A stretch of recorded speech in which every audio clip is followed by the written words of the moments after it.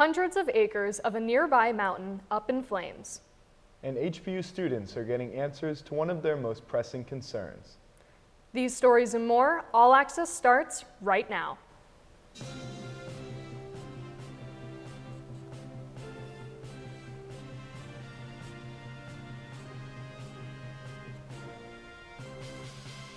Good evening and welcome to this week's edition of HPU All Access. I'm Reese Allen. And I'm Reese Harnett. Earlier today, the Centers for Disease Control and Prevention confirmed the country's first case of the new and heavily mutated coronavirus variant called Omicron. It was found in Northern California after the patient had come home from a trip to South Africa, where the virus was first detected and has been spreading rapidly. The World Health Organization said that Omicron has been reported in at least 23 countries, and White House Chief Medical Advisor Dr. Anthony Fauci said over the weekend that due to the variant's transmissibility, its arrival in the U.S. was inevitable. Fauci also said that the patient has been quarantined and that their symptoms are both mild and improving. California Governor Gavin Newsom cautioned residents against panicking. However, he took to Twitter to say, and I quote, "But we should remain vigilant. That means get vaccinated, get boosted, and wear a mask indoors." In Surry County, firefighters are working to contain a wildfire at Pilot Mountain State Park, which has damaged over 1,000 acres as of today. The fire was first reported on Saturday afternoon, and officials say it was caused by dry and windy weather conditions, which created the perfect climate for the fire to start. The fire can both be seen and smelled by the local residents as the Forsyth County Emergency Services Communications Division received complaints of haze and smoke caused by the wildfire. Authorities say the fire is now 50% contained, but as a precaution, there is a statewide burn ban in North Carolina, and anyone found violating this will face a $100 fine. For now, Pilot Mountain Park will remain closed throughout the week. But hopefully conditions are looking up in the Triad. Let's head over to Lauryn Green with our weather. Thank you, Reese. Good evening and happy December. Welcome back to your All Access Weather Edition. I'm Lauryn Green. With holidays and winter just around the corner, the temperature is also expected to drop. Taking a look at the forecast, on Thursday, it's going to be slightly cloudy with a high of 69 and a low of 44. And then on Friday, we're going to have a high of 71 and a low of 46. It's also going to be sunny and bright. As we move towards the weekend, it's also going to be partly cloudy with temperatures ranging from the mid and low 40s to the upper 50s and 60s. As we take a look towards next week, though, temperatures are also expected to cool down. On Monday, it's going to be a high of 60 and a low of 31, and it's also going to drop for the remainder of the week, with also a chance of rain on Wednesday. So make sure to not only dress warmly, but bring an umbrella if you plan on going out. That's all for this week's weather report. Back to the desk. Our campus is busy gearing up for the end of the semester and the holiday season. And Campus Update reporter Will O'Brien has more. Will? Thanks guys, I'm Will O'Brien here with your campus updates. HPU student and one of our very own political reporters, Lisbeth Ramirez, is being honored for her exceptional leadership and service by the North Carolina Campus Compact, a statewide organization of colleges and universities committed to community engagement. Ramirez earned the network's Community Impact Student Award, which honors one student leader at each member school. In her role, she listened to the concerns of the people within the community, comforted and educated them on COVID-19, and helped schedule vaccine appointments. Ramirez also recruited other students at HPU to take part in the program as it continues to encourage and educate the community. Congratulations, Lisbeth. HPU will once again welcome families to a complimentary Christmas drive celebration to enjoy the sights and sounds of the holiday season, including 100,000 Christmas lights, 206 nutcrackers, and more. Families, friends, and neighbors are invited to join the tradition at the drive-through event from 5 p.m. to 8 p.m. on Sunday, December 19th through Saturday, January 1st. For more information, visit www.highpoint.edu/Christmas. The Eco Club will be having a general meeting this upcoming Monday in the room 216 of the Cobain School of Communication from 7 to 8 p.m. The Lollipop Effect will be holding one of their bi-weekly meetings in the Wilson School of Commerce from 7 to 8 p.m. And Alpha Delta Theta will be holding their weekly meeting on Tuesday in room 122 of the David Hayworth Hall from 7:45 to 8:45 p.m. That's it for this week's campus updates. Be sure to check the HPU website and the Cork app for upcoming events. Over to you, Wendell. Both our men's and women's basketball team hit the hardwood against some high-performing teams over the holidays. Stay tuned to hear how they stacked up and more about the exciting game in the QC last night. We'll be right back. Welcome to High Point University. On this campus, we are focused on preparing students for the world as it is going to be. Hi, I'm Steve Wozniak, the Woz, and I'm proud to be High Point University's Innovator in Residence. I'm Cent Marshall, CEO of the Dallas Mavericks, and I am proud to be High Point University's Sports Executive in Residence. I'm Mark Randolph, and I'm proud to be the Entrepreneur in Residence at the premier life skills university, High Point University.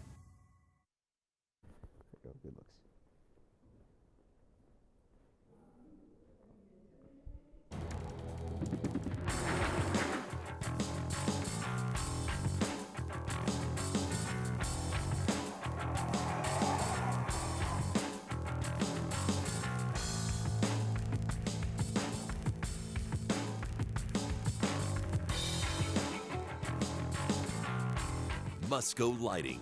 We make it happen. I'll have the langoustine lobster ravioli. For you, sir? The original call was for langoustine ravioli. Langoustine is a tiny kind of lobster. Slight shellfish allergy rules that out. Plus, my wife ordered the langoustine. I will have chicken tenders and tater tots. If you're a ref, you way over-explain things. It's what you do. If you want to save 15% or more on car insurance, you switch to Geico. Sir, we don't have tater tots. It's what you do. I will have nachos.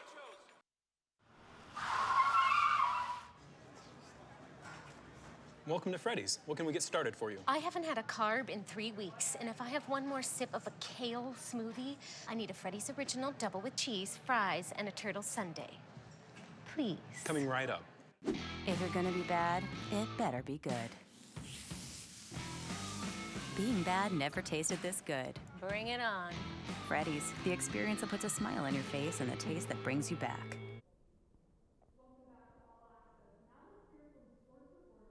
Apps about all things HPU basketball. What's going on, Wendell? Ladies and gentlemen, I'm Wendell Epps. Turkey Day may be over, but our basketball season is just starting to heat up. Our men's team defeated Chowan this past Saturday by a score of 90-60 as sophomores Jaden House and Alex Holt led the way, scoring 17 points apiece.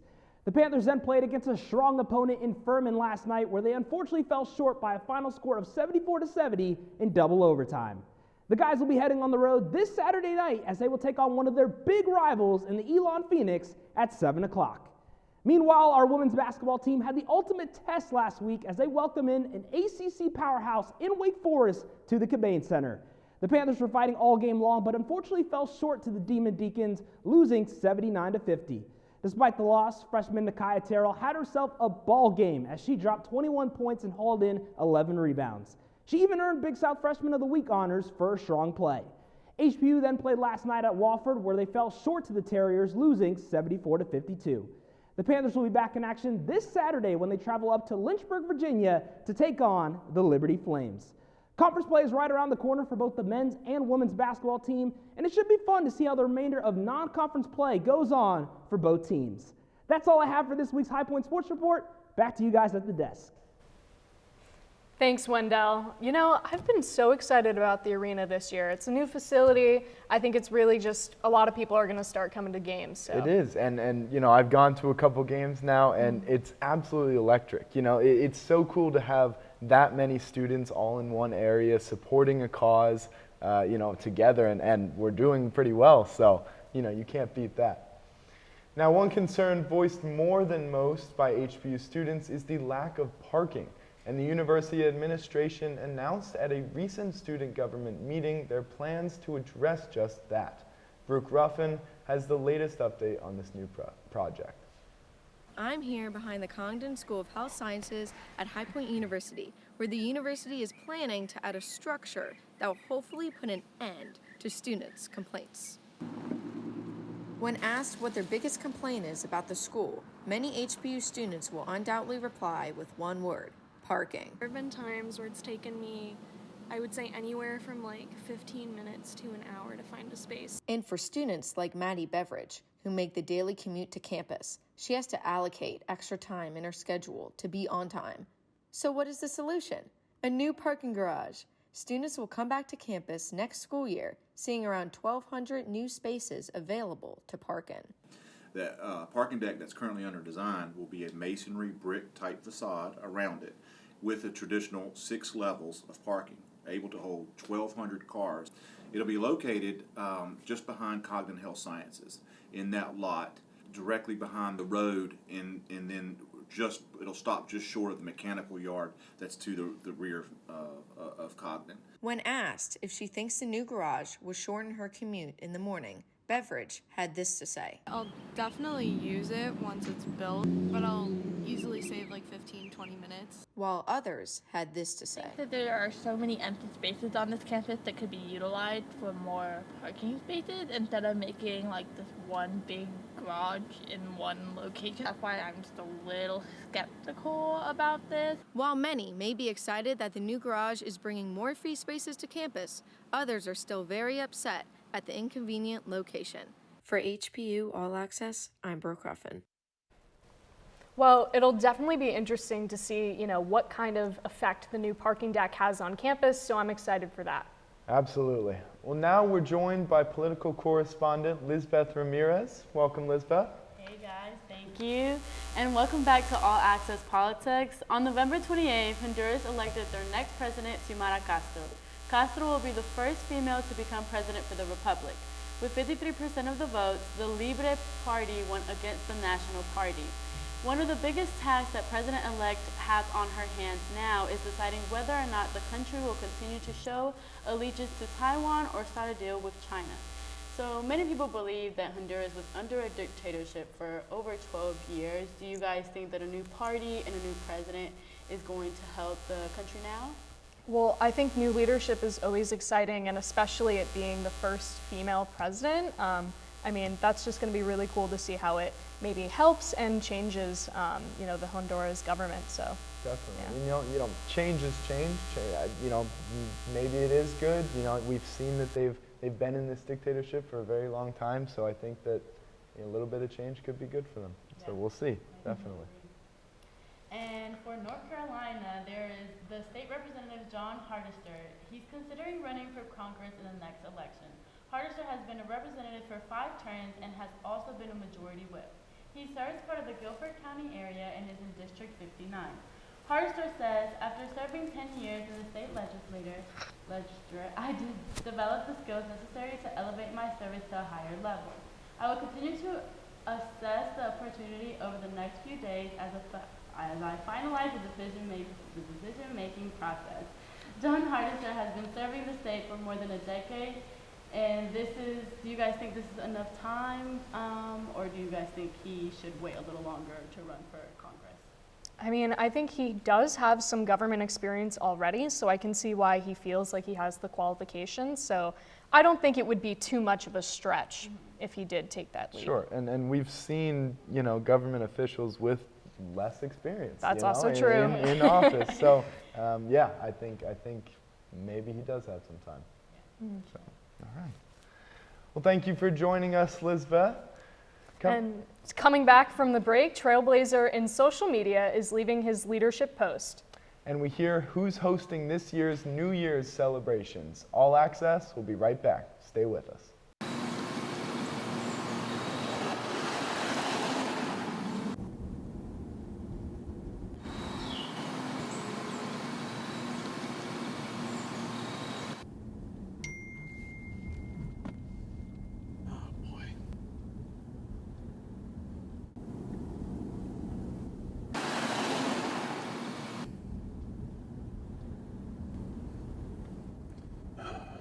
How am I going to pay for this? American Express open. Go. Yes. Nice. Still buffering. What happened? Hey, Joe, should let you pals know that according to a leading independent study, the most... Now, let me tell you something. Block sucks. It's time for a little magic. My name is Yankee. My last name is Kendall. So jokes on you. Buy all the diamonds from Africa. Yes, the Instagram.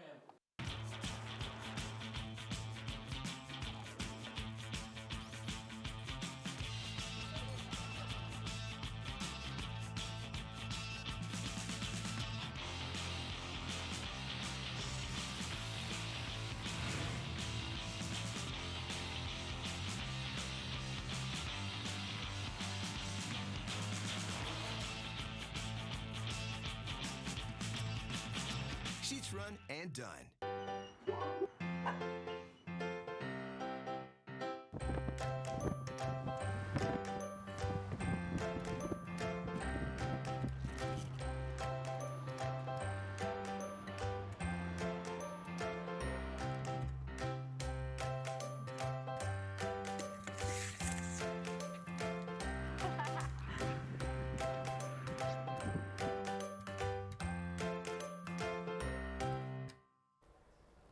Welcome back to All Access. Our campus is filled with great people that have some amazing stories to tell. Today we hear from one of them. Christy Harbor is joined at the desk by Emma Rouse of the newly established HPU magazine. Christy? Hello and welcome to HPU Student Spotlight. Today I'm joined with Emma Rawls from HPU magazine. So Emma, thank you so much for being here. Thank you for having me. I'm really excited. Amazing. So what is HPU magazine? So HPU magazine is the newly updated student publication on campus. We used to be called the Campus Chronicle, but the university thought it was time for a facelift and we've turned it into a magazine style format which publishes once a month. That sounds so cool. So what was the transition like going from the Campus Chronicle to HPU magazine? So it's a bit of a learning curve because we definitely switched from a different style of storytelling. Campus Chronicle was very news-based, we published every other week, very like divided sections and all that fun stuff. And HPU is more of a broad look on campus. We have like a cohesive theme that publishes once a month and we cover a ton of different stories. So with 2 editions under our belt, I feel like we're finally getting into the swing of it and I'm really excited with what we've been making. That's so cool. So do you have a favorite piece from the HPU magazine so far? So I'm a big art and entertainment buff. When I was a part of the Campus Chronicle, I was our arts and entertainment editor. So whenever I can sink my nails into like a entertainment movie kind of story, that's my bread and butter. So I wrote a Space Jam article recently about comparing the new and the old Space Jam. And also, you know, I had such a fun time on the Chronicle and I was a part of it for a lot of my early college years, so I got to write a really meaningful transition piece about switching from the Chronicle to HPU this year, which was a lot of fun. That's so cool. So where can people go to learn more about HPU or even get a copy of the magazine? So the magazine is pretty much in any like major building all over campus and in a lot of the dorm buildings too. So Wanick, Slane, Cottrell, all of them, you can find them there. And we're also on Instagram, hi.po_HPU. Perfect. Well, thank you so much for joining us, Emma. Thank you for having me. Yeah, back to you, Reese. Thanks, Christy and Emma. Now let's head over to entertainment reporter Shreya Rana to hear the inside scoop from Hollywood. Shreya? Hi, I'm Shreya Rana here with your entertainment update. Bradley Cooper admits in an interview that he was once held at knife point in a New York subway. On an episode of the Armchair Expert podcast, Cooper described getting on the subway back in October 2019 and getting accosted while on his way to pick up his 2-year-old daughter from school. Cooper couldn't hear anything because he was wearing headphones, but he knocked the man's arm away and started running for his life. He eventually lost him, but he realized that he had gotten way too comfortable on the subway. On Tuesday, Adele announced her Las Vegas residency titled Weekends with Adele. It will be housed in the Coliseum of the Caesars Palace Hotel. Adele will perform 2 shows a weekend starting January 21st and ending April 16th. Fans can register for pre-sale tickets on Ticketmaster.com. The new year is right around the corner and there's already plans on who is going to host it. Pete Davidson and Miley Cyrus are hosting Miley's New Year's Eve party, which will be shown on NBC. It will be filmed in Miami, Florida, and include a variety of star-studded guests with tons of musical performances. On the ABC network, Ryan Seacrest is hosting the annual Dick Clark New Year's Rocking Eve. Ciara, Billy Porter, and Liza Koshy will be co-hosts. This will be the 50th anniversary show, so it is sure to be bigger and better than ever. Thanks for tuning in for this week's entertainment update. Be sure to stay tuned next week for more stories on your favorite celebrities in Hollywood. Back to you, Reese. After 15 years, Twitter co-founder and CEO Jack Dorsey announced he is stepping down in a tweet posted on Monday. Dorsey explained that this decision was his own and he wants Twitter to grow beyond its founding and founders. His resignation came as a shock and caused the NASDAQ to suspend trading on Twitter stock. In place of Dorsey, Twitter's chief technology officer will take over for the company. And demand for admission to the latest Spider-Man movie titled No Way Home overloaded ticket sites this Monday. On social media, fans complained that websites such as AMC were backed up. While this delayed them from getting advance tickets to the newest film, which hits theaters on December 17th, the demand is a good sign for theaters that have struggled during the pandemic. The film is set to be the biggest moneymaker of 2021, and it could be the first of the year to open to $100 million domestically. And after months of films slowly returning to theaters, the hope is that a big hit such as No Way Home could build momentum for theaters further into 2022. And that does it for our broadcast this evening. Thanks for watching us. Join us next week, same time, same place, for one of the last shows of the season in 2021. For HPU All Access, I'm Reese Allen. And I'm Reese Harnett. Have a great week, High Point.